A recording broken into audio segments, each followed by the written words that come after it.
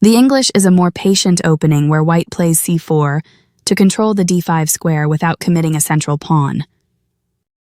e5 controls the d4 and f4 squares and allows the queen and dark-squared bishop to develop. g3 prepares to fianchetto the light-squared bishop on g2, where it will sit on the long diagonal. Black develops the knight and attacks the center. That fianchettoed bishop is putting pressure on the diagonal. Solid, continuing with standard opening theory. Developing the knight and increasing influence in the center.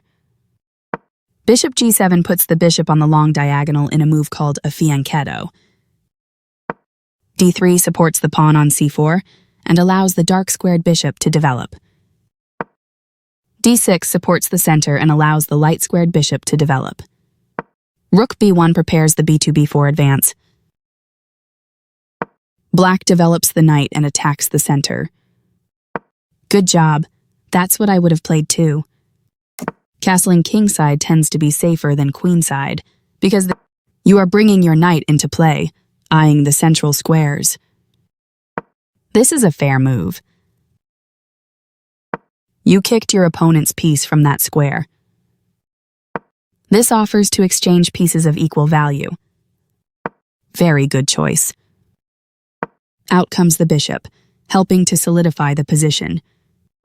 You are threatening to win material through a tactic. This misses a better way to defend a pawn that was under attack. This allows the opponent to kick a bishop. You kicked your opponent's piece from that square. This move puts the bishop on a safer square. You're kicking their knight out of a useful square. This moves the knight to safety. You've secured your king on the same side as your opponent, a solid strategy. That's fine.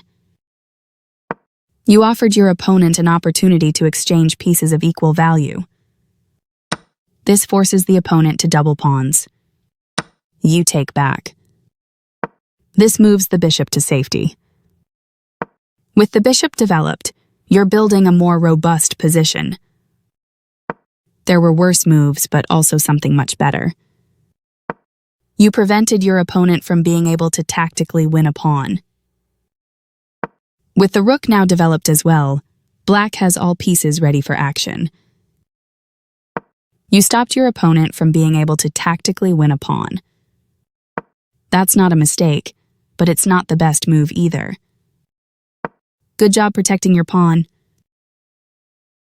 This permits the opponent to kick a knight. With that move, you chase the knight away.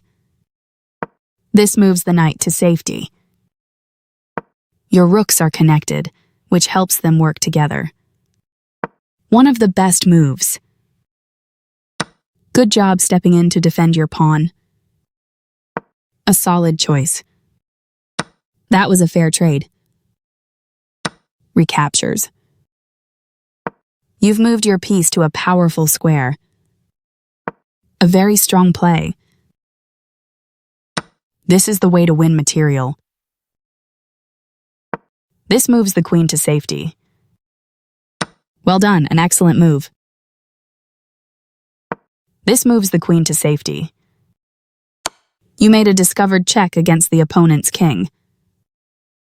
This blocks the check from an opposing queen. This is the way to win a knight. Takes back. Nice vision spotting and capturing that vulnerable knight. This loses a rook, but the position was losing no matter what. Threatening that pinned piece is going to win you a rook. This moves the bishop to a more active square. This is the way to win a queen. One of the best moves. This is the way to win material. This overlooks a better way to move a queen to safety. This move wins a queen. This defends a bishop that was under attack and had no defenders. Your move gets closer to checkmate. You captured a free rook. This defends the attacked bishop. Getting closer to the forced checkmate. Nice, you found a way to win a queen. Very precise. You're continuing down the road to checkmate. This move puts the bishop on a safer square. You continue the checkmate attack. This wins a queen. This is the strongest option. Your move gets closer to checkmate. Takes back. Always feels nice to win.